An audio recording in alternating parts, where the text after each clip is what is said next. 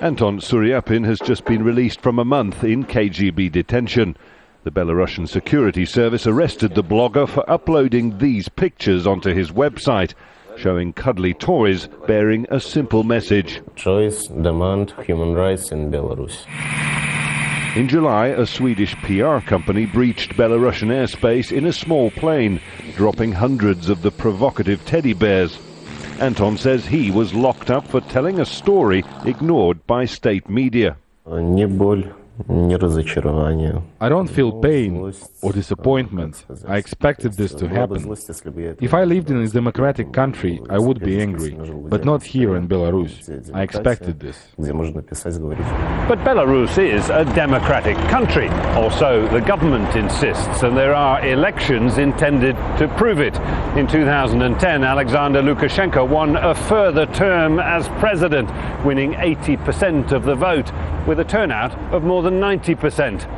He is now in his 18th year in power. And this is what happened afterwards. Large protests violently dispersed by the police. By the end of polling day, 7 of the 9 candidates who'd stood against Mr. Lukashenko were in jail. In all, 600 people had been arrested.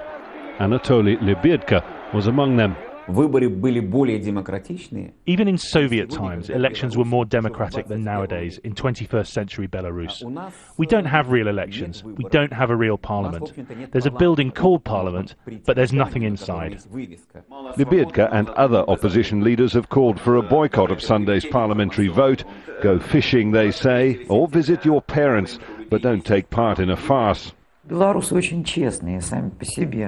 Belarusians are honest people. We also have a good tradition of democratic elections. We don't even have the means to falsify election results. Head of the Election Commission, YERMOSHINA, says she can't understand why she and more than 100 other Lukashenko lieutenants are subject to a European Union travel ban and other international sanctions. She may also wonder why, on the streets of Belarus, there's so little election buzz. Jonah, Al Jazeera, Minsk.